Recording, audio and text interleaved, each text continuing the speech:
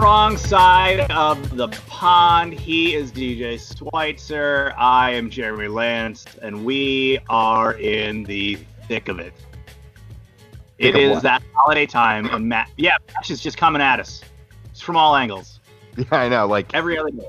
Yeah, like you were starting to say we're in the thick of the holiday season, but I didn't know if you were going like the COVID direction. We're basically in the thick of everything. Yeah, right. It's all things going disastrous at once. Everything good, everything bad, all happening at a level 10 at the moment. Pretty much just everything you would expect for the finale of 2020, right? Big finish. Gotta have a big finish. That's right. How are you big finishing tonight on the beverage front? I'm going with a little E.H. Taylor single barrel that I was able to score this week. Little gift to myself. Yeah, early Christmas gift. Unwrapped it early and now shoving it down your throat. Yeah, I just opened it this afternoon, and it is delish.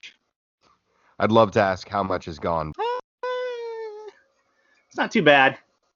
Granted, I poured. I'm doing like these 2-ounce samplers of all that I got, of all of my whole collection that I'm bringing for my brothers to enjoy when I see them at Christmas.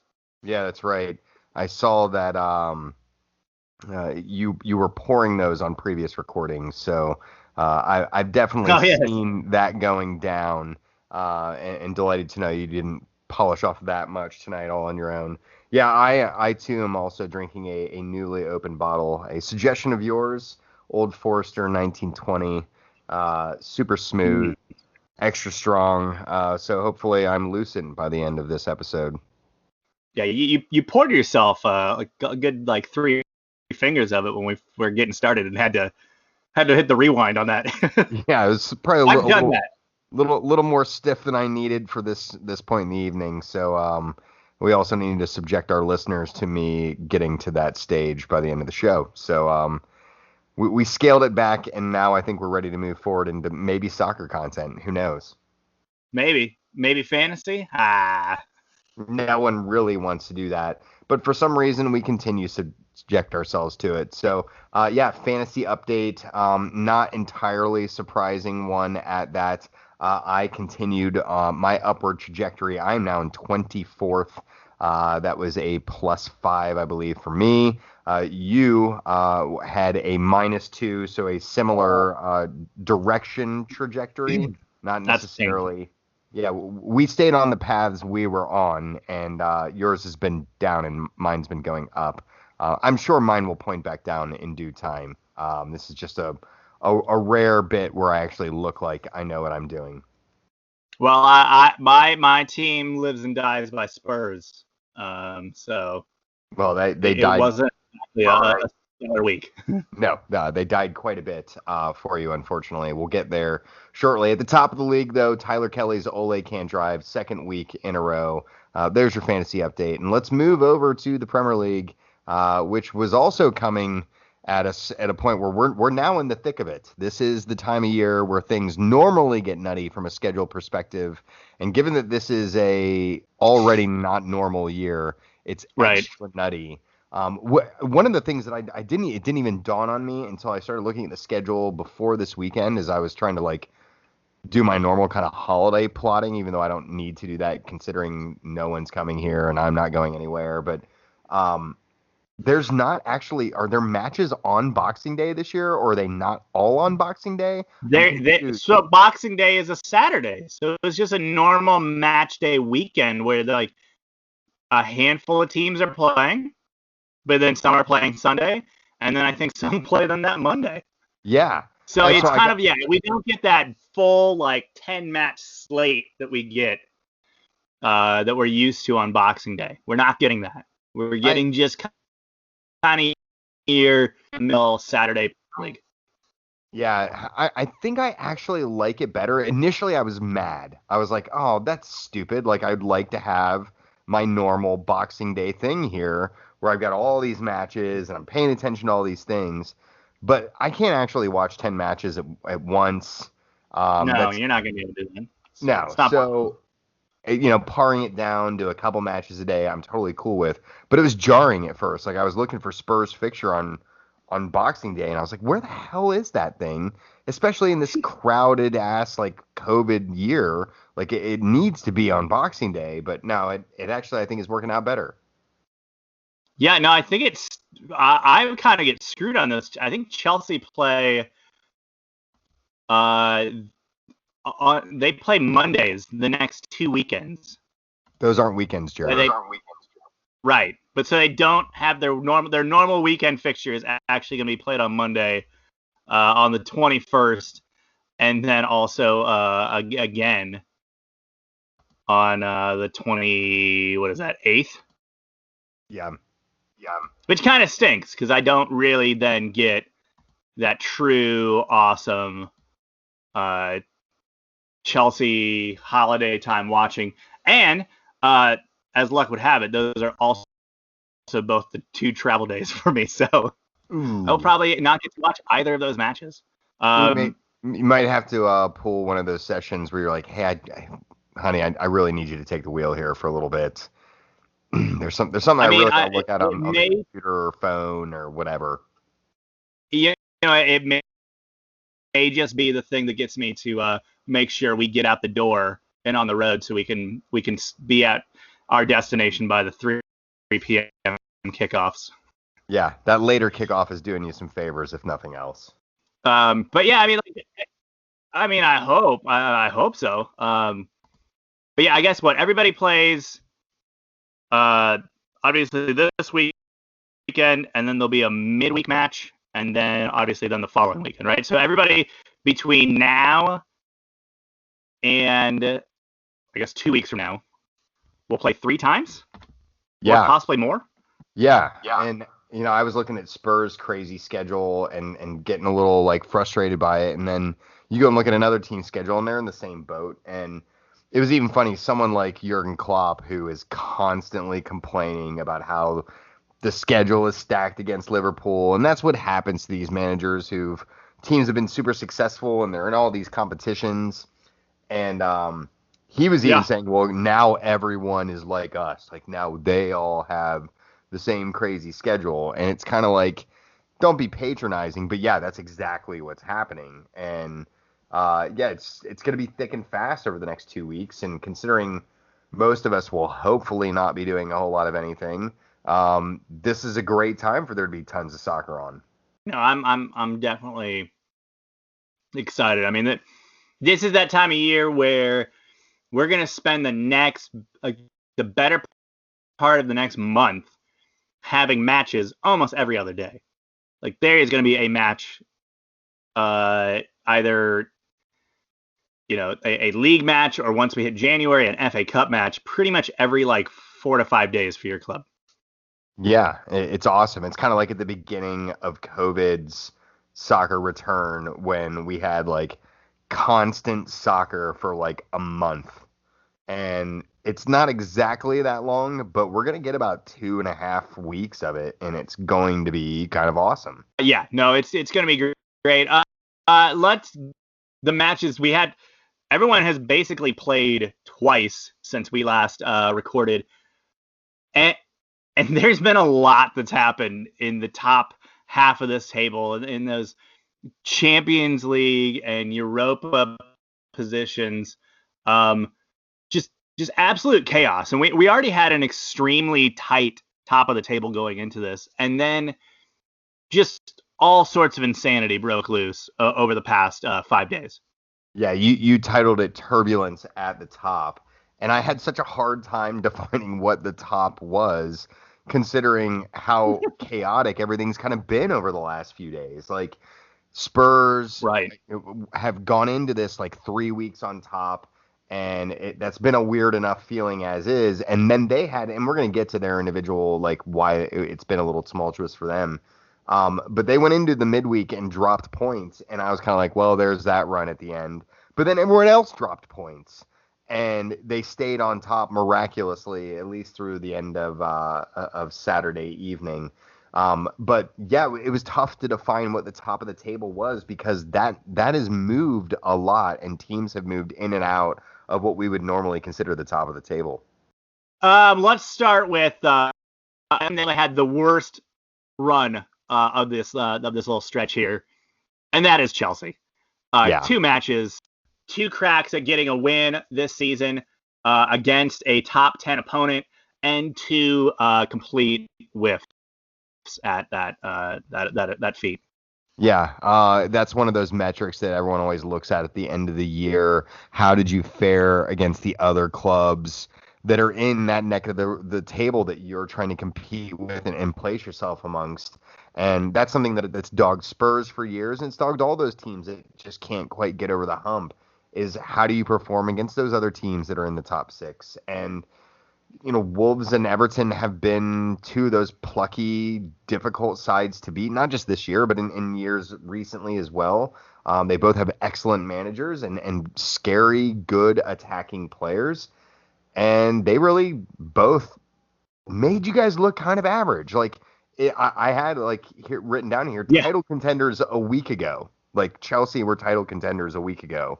And now you guys are, literally, down in 6th? 6th place. I mean, at this point, we're basically a hopefully a Europa spot is where if everything ended right now. But luckily things don't end right now. Yeah, hopefully. Things that do need to end for Chelsea. Timo Werner, bit of a drought in the scoring department.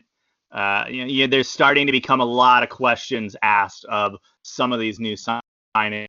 This is a weird period for the squad where they are kind of lacking with attacking depth right now. They have a handful of injuries. Ziyech, Callum Hudson-Odoi, Pulisic seems to be on and off the training table every other day. So you can't really guarantee that he's going to be available. And it showed that this team had to kind of move some things around and kind of rely on a few less options. And Timo during that time and really for a bit now has just not. I mean, he's had to play kind of more out wide, which shouldn't really overall be an issue for him. It's something he's done a lot throughout his career. But he was brought in to score goals, and it's not happening right now. We're relying on Olivier Giroud right now to score all of our goals. And if he ain't scoring, we're not scoring, and it's just game over for us. Yeah, I mean, it's weird to say. He's barely been with the team now, right? Like, how many matches are we into the season? 12, 13? And it feels unfair to be saying, like, hey, this guy might be a flop. And that was discussion that people have been holding, at least on social media. And so it feels a little bit unfair. But the other thing that I think makes this a little harder, at least in Chelsea's situation, is that this new group of players, when they first came in, kind of hit the ground running.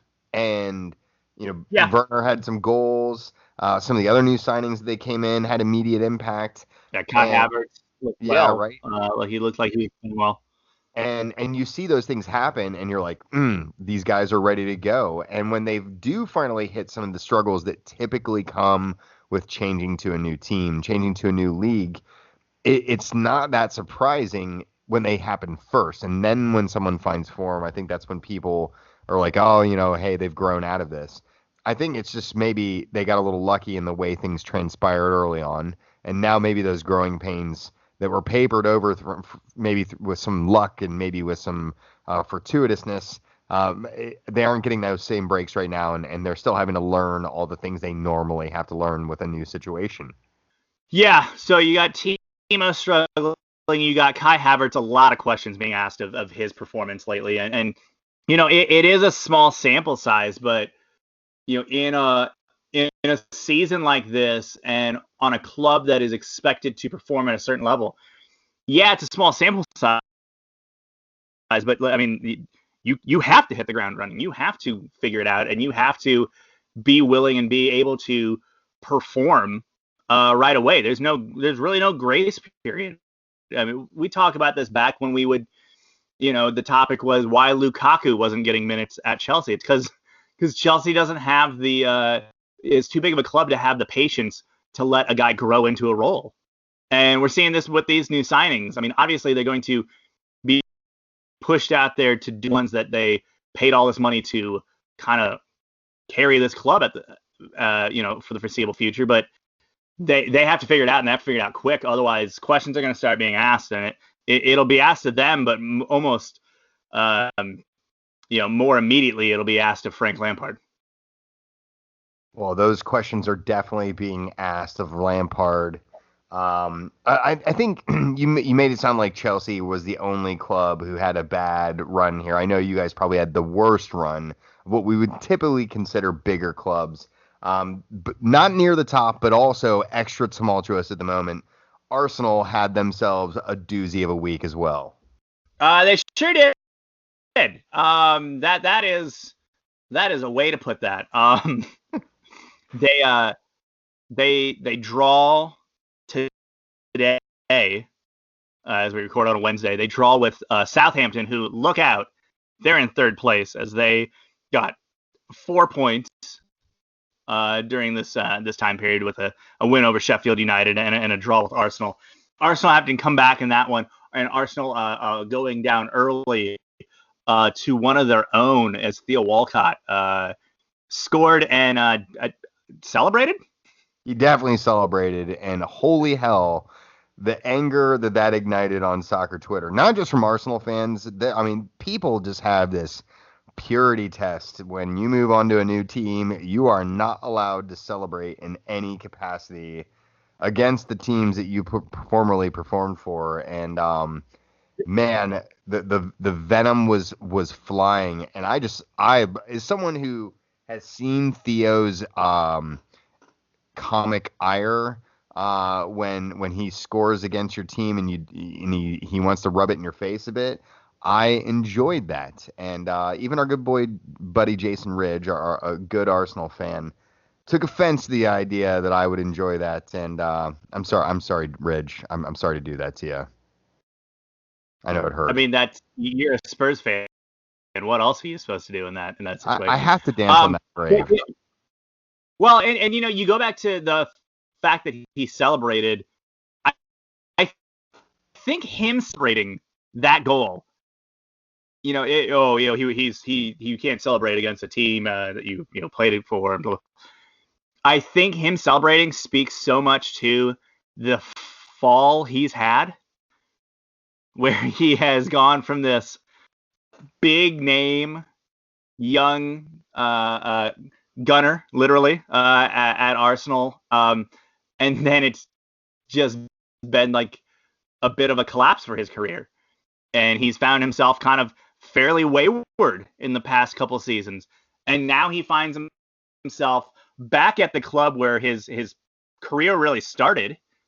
Truly was with Southampton, and they're in third place, and they're playing well, and he's contributing. And yeah, dude, go freaking celebrate. Like, you got some stuff to be happy about, and I don't want that for you in the past several years. So enjoy it. Yeah, it's very, very infrequent occurrence for me to wish anything positive upon Theo Walcott. And yeah, man, like, it's hard not to feel good for him after he, didn't live up to the expectations maybe that had been set for him after he moved to Arsenal at such a tender young age. And then obviously, not finding his feet really in the short stint at Everton.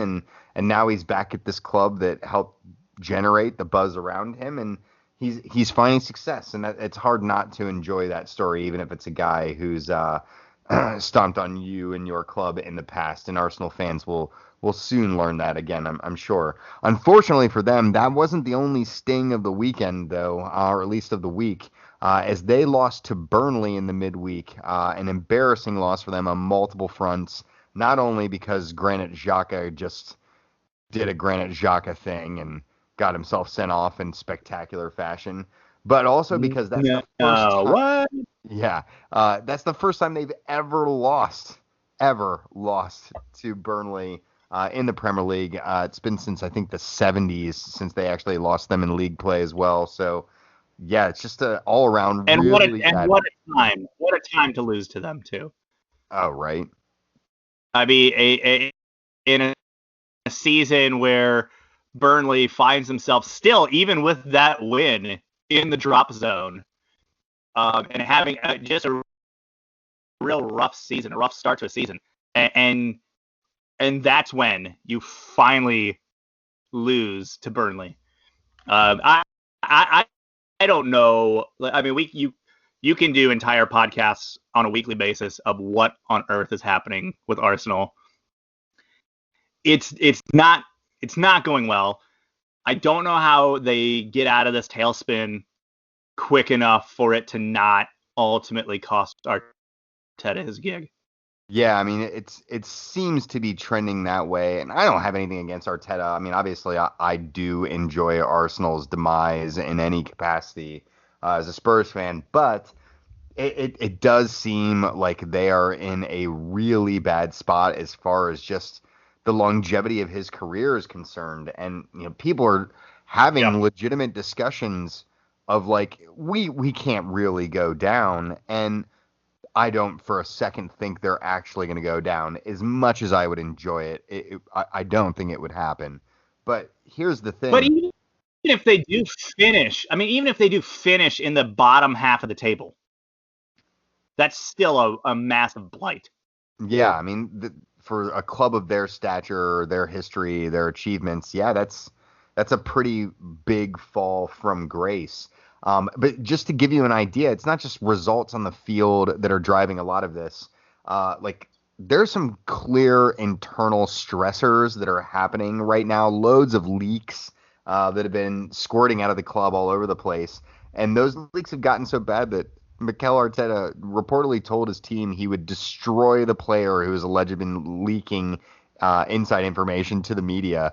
So the threat of what would happen to the leaker was ultimately leaked. Like that's how bad things have gotten at the Emirates right now, and I think that's just it really underlines how chaotically bad things are right there. And we're talking about Arteta, and he's getting a lot of the blame here. I saw an interview with Edu, the former Arsenal great Brazilian midfielder, who's now the technical director there. He's new in the job as well, and he seems just as lost in his belief that this system, the way they're playing right now, is working. And if it's Arteta, if it's the new technical director, that are both steadfastly in the belief that they're on the right path and nothing is going well, that's a really bad sign for what's going on at that club at the moment. Yeah, bad sign. We'll see. I feel like this is one of those things that could really, kind of unfold quickly. They have a pretty. Everyone's got a tough run of it here as matches pile up pretty quickly, and if they're struggling now, that just the ball so quickly. Where as much as I don't think Arteta has done it fired, I think that it might come calling for him quick. Yeah. Other teams that did have a tail little time here over the past week, but things did change for them. Leicester City, they split their matches, so they win over the weekend. Brighton Hove Albion, they should win that game. They do win that game. Congratulations. Then today they go out and get to task by Everton. Everton winning this match. And now you have an Everton side that had a great little spell here where they've won 2 games against, at the time, top 4 opponents. And now they find themselves, kind of back up in the running. Back when, I feel like we had already written them off. They've already roared right back into the discussion. So it's crazy to see that while you have, Chelsea, their unsteadiness and their inconsistencies, Southampton, all the way up to their craziness, you have Everton kind of seizing on this opportunity to kind of roar back into that top 4 discussion. And I'll be interested to see, this window that we're in, how much change we're going to have, how much in and out of the top 4, top we're going to see. Because, we'll get to Spurs and Liverpool here in a second at the top of the table as they, switch chairs. Throughout all of this chaos, then you look just down a little bit, and both Manchester clubs are starting to slowly creep up, and they are right there, I believe, 8th and 9th right now. It's just the parity, and parity is the wrong way to describe it. The ability for anyone to beat anyone is at a higher point now than it's really ever been. And we saw that over the weekend pretty much, right? Burnley, who are garbage this year, had themselves a decent weekend, getting big results. We've seen little sides like Fulham go and get a draw against Liverpool over the course of the last week. Those are the type of results where you'd expect, a Liverpool, mighty as they are, to, even with their injuries, to brush aside a Fulham. But that's not the case anymore. And the tightness of how close things are between first place and 8th and 9th place is really a good way of illustrating that this league is extra competitive this year. And anyone is susceptible to fall pretty much to any position. Like if you were to say to me, DJ, even though Spurs led the table for 3 weeks here, they're going to finish outside the Champions League places, I could go, yeah, that's pretty realistic. And I could feel the same about just about anyone in the top 8, 9 places in the table. Yeah, because at the same time that you can look at a United side that has had, some real ups and downs this season. By the time we podcast again, they could legitimately be in the top 4. They could vault themselves all the way up there. Yeah, real quick. And just as much as you could easily conceive Spurs being out by the end of this, a United or a City who found themselves in a real rough shape at the beginning of the season, you could absolutely foresee the end of the season ends and they're in a top 4 position. Yeah. And given the fact that United will be playing the bottom Blades tomorrow, Thursday, it seems highly likely they're going to find themselves in that 4th place position before too long. So, we previewed them. Manchester United, they had a draw against Manchester City and an absolutely dreadful Manchester derby. Terrible match. It was just unwatchable drivel. Roy Keane had this quote. He says, "I've never seen so many hugs and chats after a game. It's a derby game. I'm really frustrated. You've got to try and find a way to win a game of football." And I didn't do that justice. Roy Keane's eyes were literally popping out of his head as he was trying not to scream that in the studio.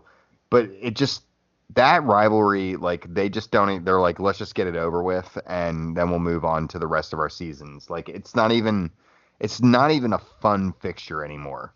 No, it's an inconvenience really to them at this point. Let's talk about the two at the top, and that's Spurs, as you mentioned, 3 weeks at the top of the table. They find themselves now in second place, a draw to Crystal Palace. Crystal Palace scoring relatively late in the game to earn a point, and then falling to Liverpool, who by the way, I think you mentioned earlier, Liverpool drew with Fulham at the weekend. A very confusing result, a thing you did not see happening.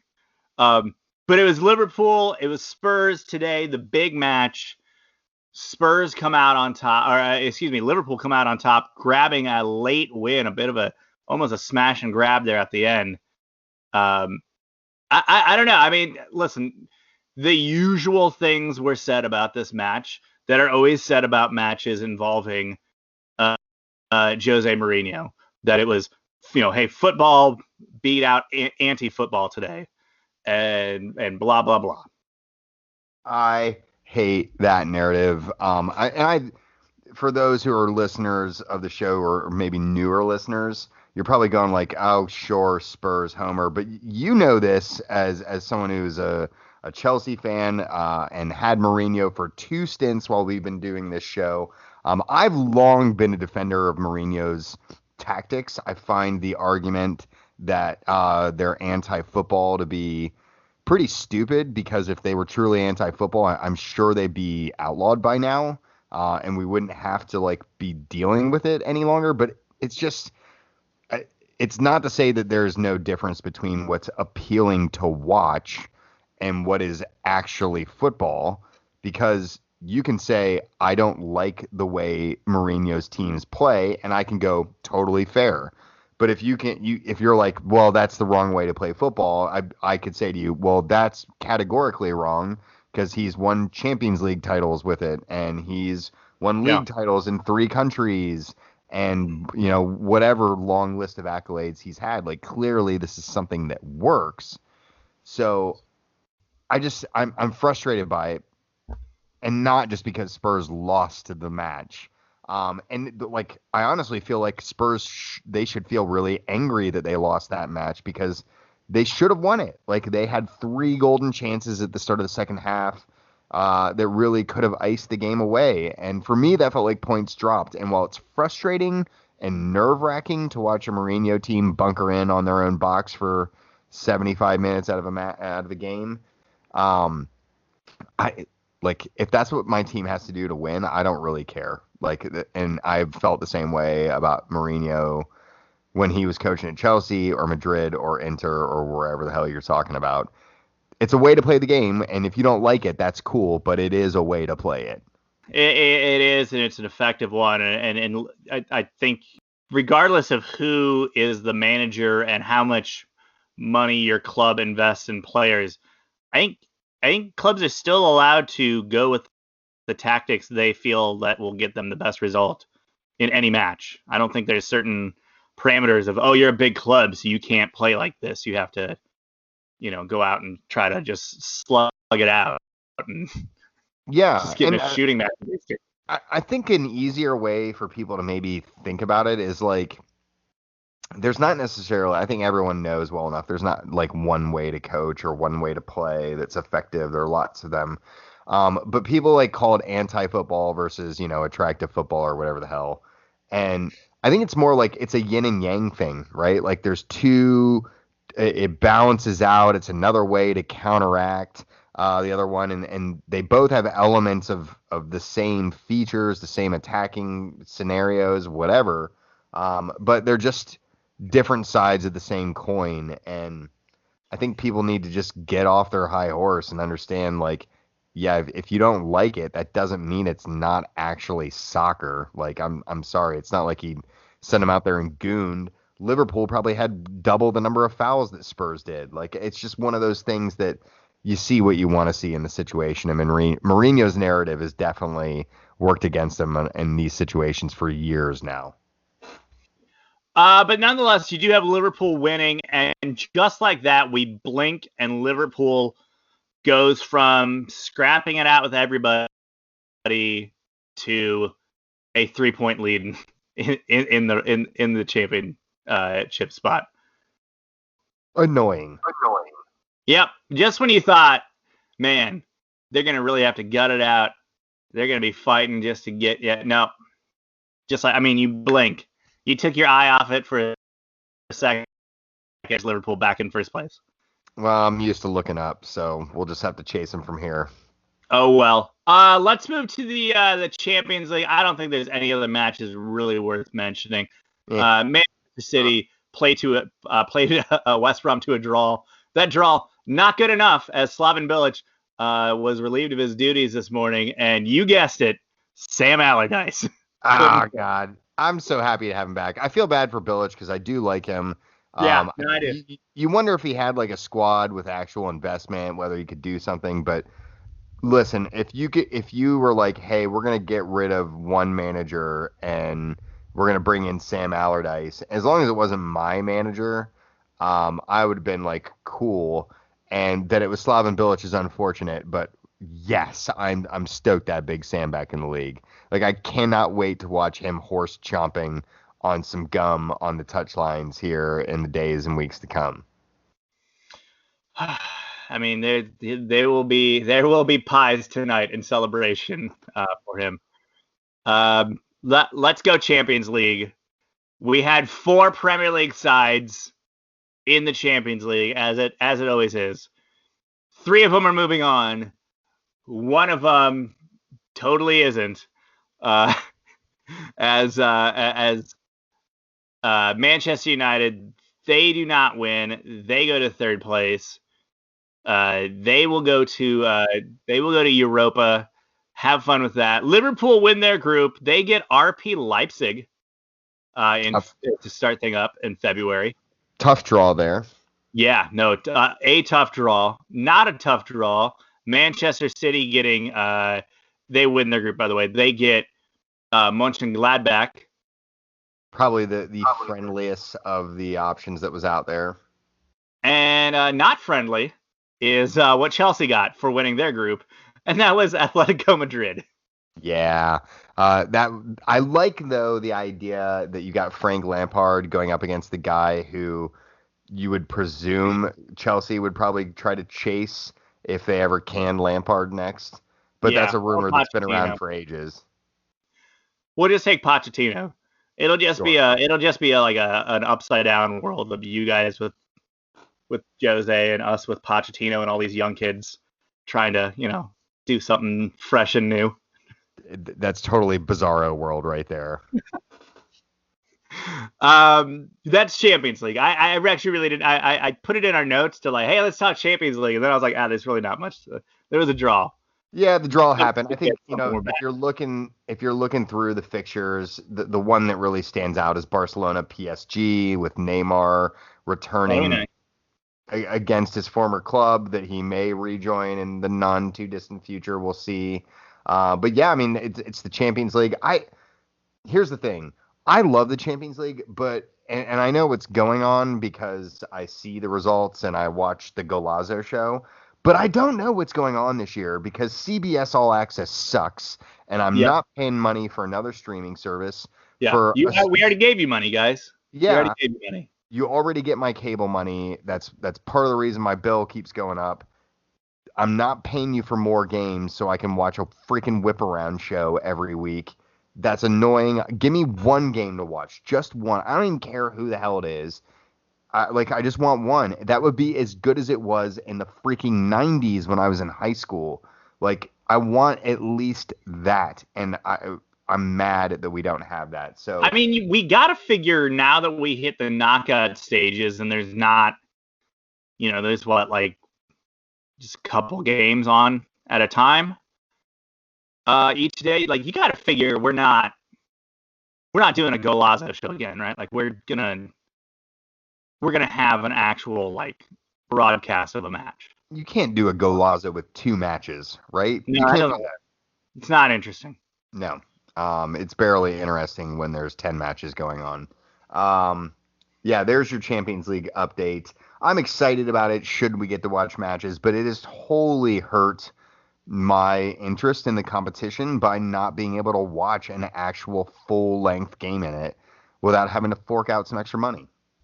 We at work we pitched in to get it, and it's a bad stream.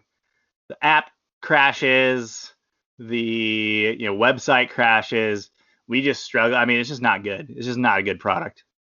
Let's go to the real marquee match of the weekend, and that was MLS Cup. Yeah, that's right. The last match of the American campaign, the oddest campaign in American soccer history, which is a difficult thing to say given how odd some American soccer campaigns have been even without pandemics. But right. MLS Cup, before we get to the match itself, we've said this on a couple different shows now in a row. The playoffs were amazing. Hands down, one of my all-time favorite playoff seasons. Great matches across the board. And the final, it met those expectations, lofty expectations that existed for it. And they, obviously I'm happy with the outcome. But it was a great final, an entertaining final that it would have been a shame for these playoffs to not get a final like this, and it was good that they got the final it deserved. They did, and it was the Crew winning in this one, and the score line flatters. You look at the score line and you're like, wow, they just bought. No, it was a really good back and forth match. The Crew just actually cashing in on their chances where Seattle just couldn't really do that. It was the Zelleray show. Yeah, And talk about a guy that was brought in, a good off-season winter signing for a DP from Mexico. A kid that he had kind of fallen out of favor at Tigres, not really because he wasn't playing well, just because they were just kind of moving to a formation that really just didn't need like a true like kind of attacking number 10 option. They were playing a lot more with kind of a two striker set, or like Valencia or Vargas playing behind Gignac, and it just did. He just kind of lost minutes, and Crew come in, spend I think it was like $7 million on the transfer, and that paid off like incredibly well. Yeah, I mean, ignoring like the final itself, he had a great campaign. He looked amazing as he hit the ground running back in the MLS's back tournament, and even prior to that point. But in the final itself, obviously, Crew win 3-0. He had two of those goals. He assisted the third. He's only the third player in MLS Cup history to score 2 goals in a game, and the second player ever to be involved in all 3 of the goals in a final. The only other one being the Crew's Guillermo Barros Schelotto in 2008. So nice little symmetry there for him. But that shows you the company that he's in. Schelotto was a truly phenomenal player in this league, and I think Zelleray is right up in that category. I was a little disappointed though that we didn't get the Zelleray post-match interview on Fox, because we would have got to see our good buddy Carlos Mojica, who basically doubles as his translator. He works in the communications department for the Crew now, and he basically is kind of his translator, kind of on the staff. Yeah, so we could have got Carlos doing the Fox National post-match interview for us.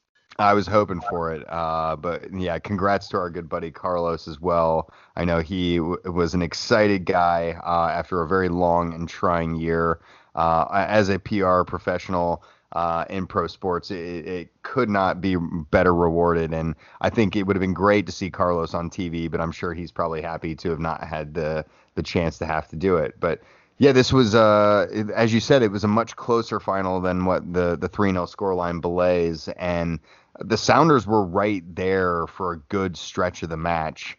And you hate to see something that we were talking about as potentially dynastic coming to an end, but it is a good sign that the league isn't going to be continued to dominate by these big name, big money players within the league.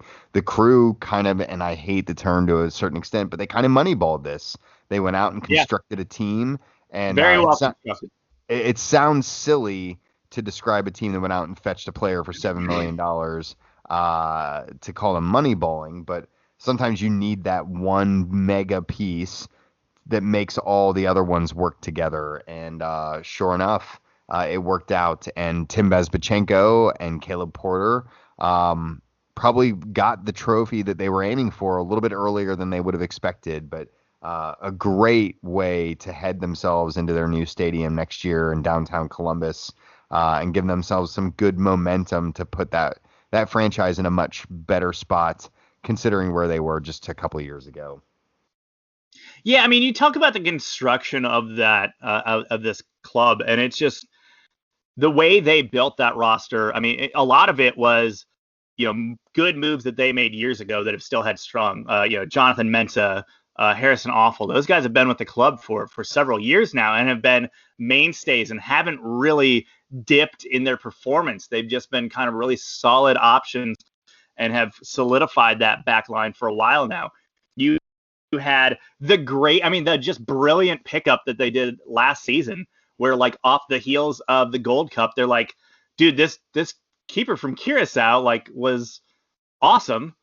Let's just go get him. Like, he's probably not, like, it's not going to cost us like a ton of money. Like, we could get him on like a decent wage, and he's fantastic. And so they bring in Room, and that was a great move. Then they have guys like Pedro Santos, who's been with them for a couple years, and actually, like, those first, I want to say, season or so, people had kind of starting to go like, this guy's just not doing much. Like, he's not really scoring goals. He's really just kind of this pacey guy that doesn't really offer a whole lot. But they stuck with him, and he was, this year in particular, he was such a vital piece of that starting 11. And then, on other things, they bring in Nagby, who's just an absolute solid midfield piece to have that has proven himself just such the commodity within MLS.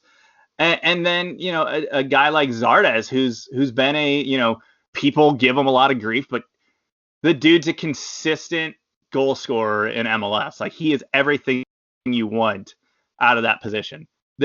Such a well roster. Oh, yeah. It's an MLS roster that was constructed to be successful in Major League Soccer.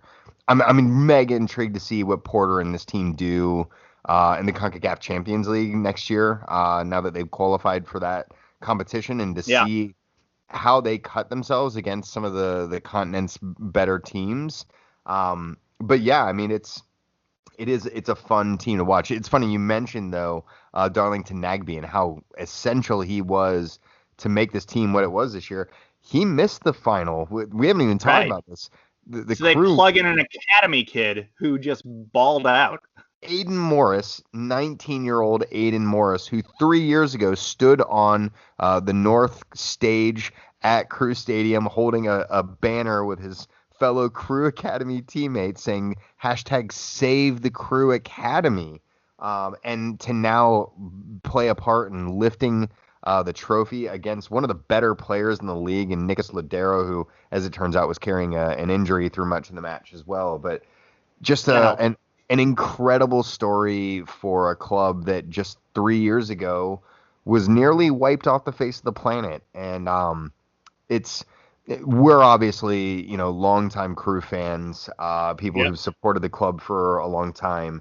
And obviously, given our station here in Cincinnati, there's some oddity to that situation now. But it's hard not to, regardless of where you are in the country, not kind of get excited about a team getting saved and then so quickly finding their way back to glory. It seems almost impossible, and it's fun given it's a team that's also close to us as well. And going back real quickly to like the roster construction, the one oddity about all of that is that whole roster construction, especially over the most recent offseason, started with getting rid of the face of the franchise, Will Trapp. Yeah, Will Trapp. And then last year, too, bidding adieu to... to Higuain, yeah. To Higuain, right? So it's not like, they had some of these pieces there, but they also got rid of some really vital, like a homegrown captain, the one of the best players that's ever played in MLS, in Higuain. And they're gone, and you think like, oh man, rebuilding. And no, like, they are immediately back in the frame, and they find themselves in a position where they're now MLS Cup champions. I think Will Trapp's going to look really good playing for FC Cincinnati next year when they sign him. Ooh. He's a free agent as of today. He's a free agent. That is true. A pricey free agent at that. So probably. Go ahead, make it happen, Will. Move back to Ohio. How wild would that be? He was the face of that club, mainly because he was a local kid. U.S. men's national team. You remember he was the heir apparent to the captaincy with the national team. And now he's, he gets cast off 1 year in Miami that doesn't really go that well, and now if he ends up coming back as a Cincinnati guy. You're making it sound like this is a foregone conclusion. I don't believe that either one of us have I don't think they're in at all, but I just wanted to I'm just trying to speak it into existence.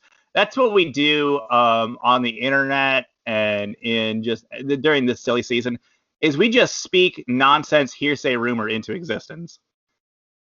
It's the only way it happens, right? Absolutely. I don't know if you had anything else on the MLS Cup outside of that really bizarre golden calf ceremony they had. Oh my God! So glad you brought it up. I had it as my last point for MLS Cup.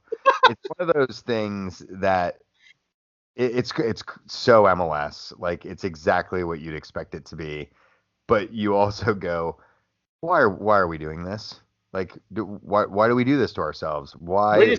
We're gonna do this cool graphic where we have these gigantic digital overlays on the field of these gigantic golden statues of famous MLS players as part of our unveiling of the greatest 25 MLS players ever.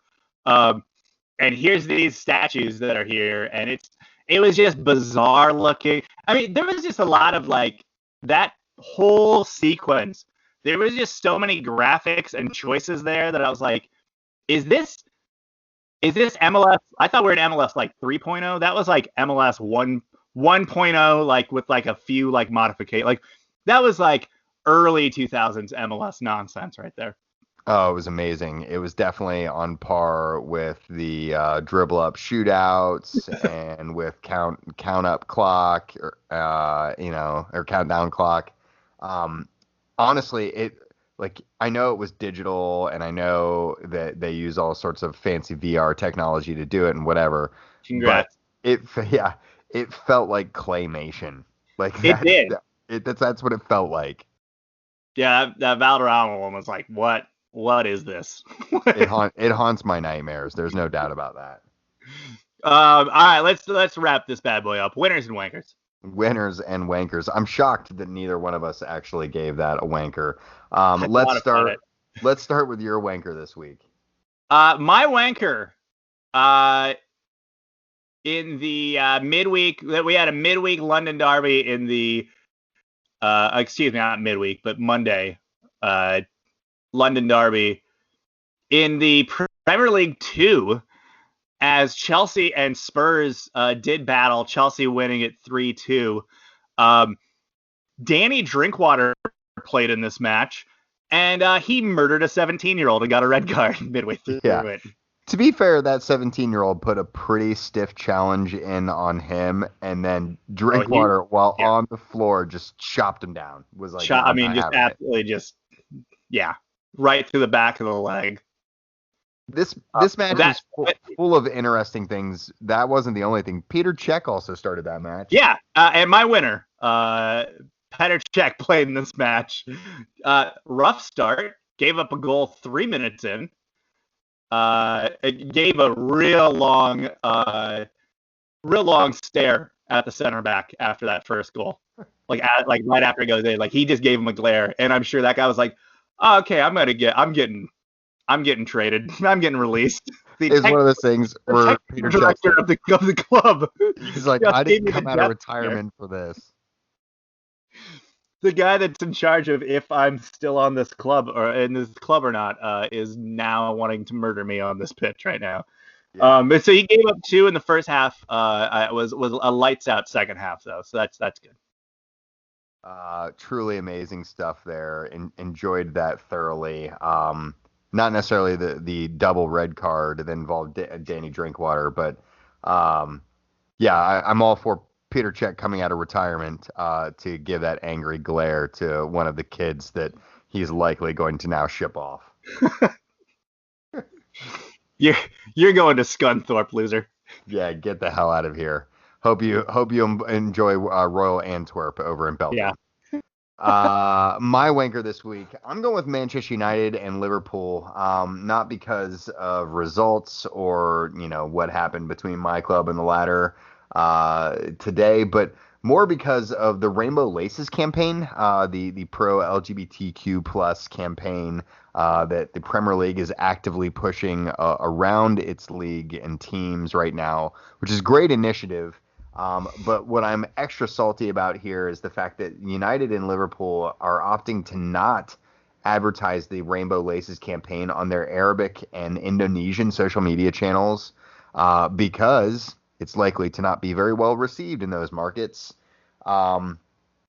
which kind of feels totally contradictory to the point of the entire campaign. Yeah, right? yeah, that doesn't seem to really.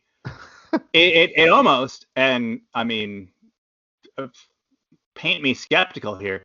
It almost shows that almost all of this is just lip service, and it's really not about anything substantial at all.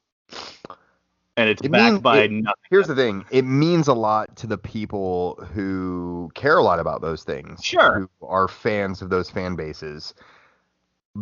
But it's totally an empty platitude that is more or less just a marketing ploy. And there's no more transparent move than not doing it in the markets it's most important for. That just shows you that it's a total baloney malarkey campaign to begin with. So super annoying there, and shame on those two clubs, especially for how powerful they are. But DJ, this is the same league that didn't want to that basically was trying to censor Mesut Ozil because they didn't want to piss off the Chinese because that would hurt their media rights. Good look. So, yeah, I mean, this is not exactly off-brand for them at all. Oh, no, not at all. Definitely not at all there. On to brighter things and to end this week's show. Lots of different directions as far as good things you could probably point out from this week. But honestly, I'm just giving it to MLS for actually pulling off a relatively safe and entertaining 2020 season.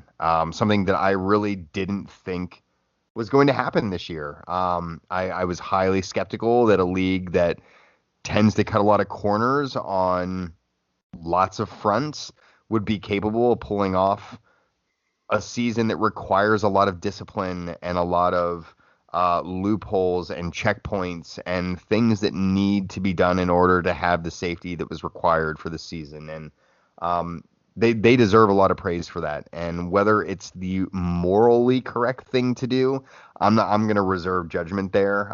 But at the same time, it was going to happen. And I think they did a pretty damn good job making it happen and trying to make people as safe as they possibly could outside of the fans who got into the stands at the end of the season, which really just, what the hell are we doing? But either way, congrats to MLS. Yeah. I mean, the fan thing is, it doesn't look good. I'm sure there's ways that a lot of it could have been relatively safe. Again, at the end of the day, you're still banking on people following rules, which I don't know if you've seen the news. We don't do. No, not in this country in particular. So, turns out. Yeah.